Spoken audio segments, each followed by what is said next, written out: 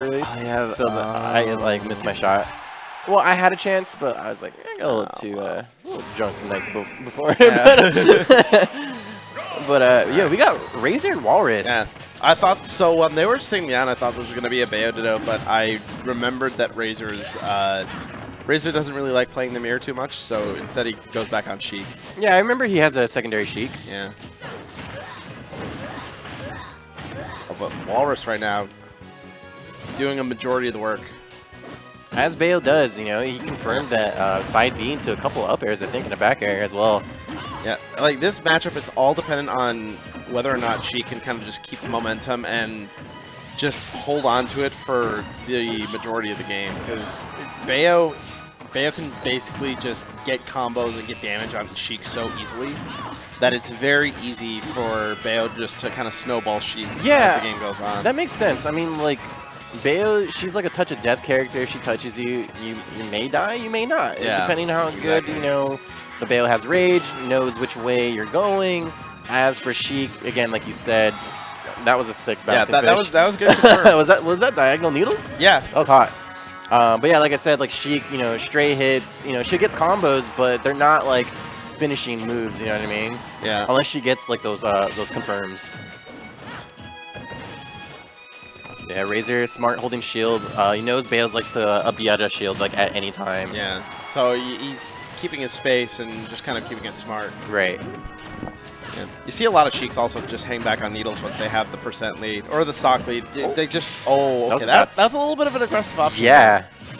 Usually I like to see that type of options maybe like game 3. Yeah.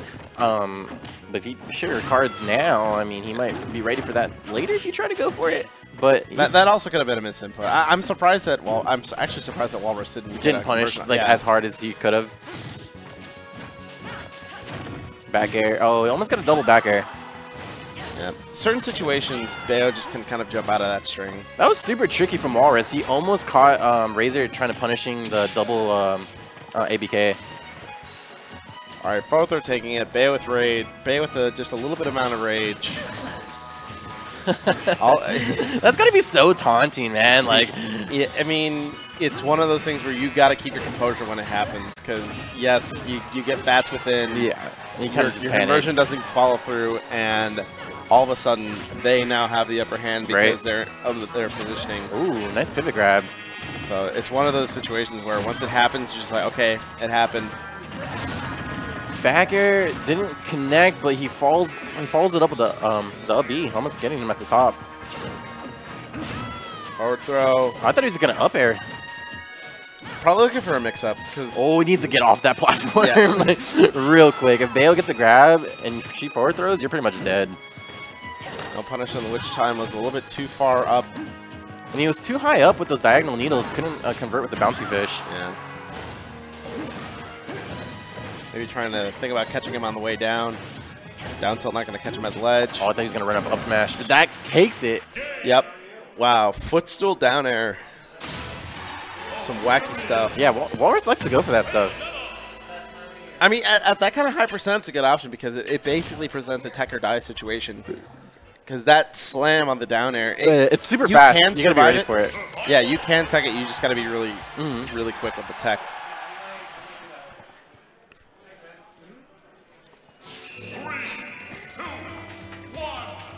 All right, no questions about it. Running it back.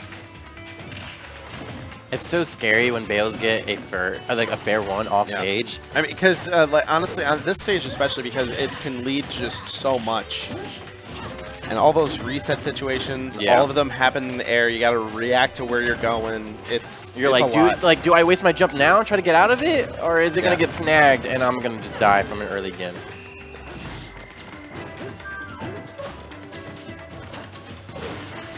Jumps over the afterburner kick, but doesn't get much off of it. Nice grab. You can shield the first hit. Yeah, and it's kind of easy to punish that move if you react. If you're ready for it, yeah. Because otherwise, if you just kind of wait, you just gotta wait for them to cross over and do the second part of the heel slide. Yeah, and it's best like if you feel like you weren't ready for it, don't try to punish it. Yeah. Oh my god. Nice conversion there from Walrus. So now, once again, sitting on a pretty commanding lead. And this is where the matchup kind of gets rough for Sheik, because now that you're playing from behind, you got to start taking more risks against this character. Yeah, in order to get back. Yeah, there's Razor going for that risk, trying to read a bouncy fish read, but here we go. Oh, no up air. I know it wouldn't have killed, but it keeps your opponent in the air, you know what I mean? So, yeah. But then maybe he's probably not trying to stale it. I don't know. I don't play Sheik, so well, he saw Walrus recovering with that dive kick down back onto the stage a couple times. So. Yeah, true. That was a sick read from Razor. Now he's back in it. Bear one into a dash grab. Doesn't get much off of it. He's catching him with these back hit of the up tilt, and he gets a good combo off of that.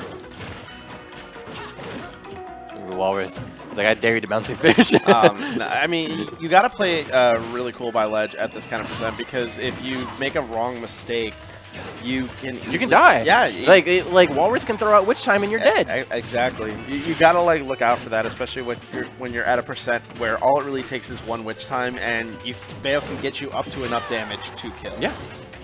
Because she has all the rage that you've been trying so hard to get rid of from her second stock. Oh, that was unsafe. Neutral air. Is he going to die for it? Nice DI. Keeps himself down and only manages to eat just a little bit of damage. But it's enough to where he can still bring this match into his win. Newt.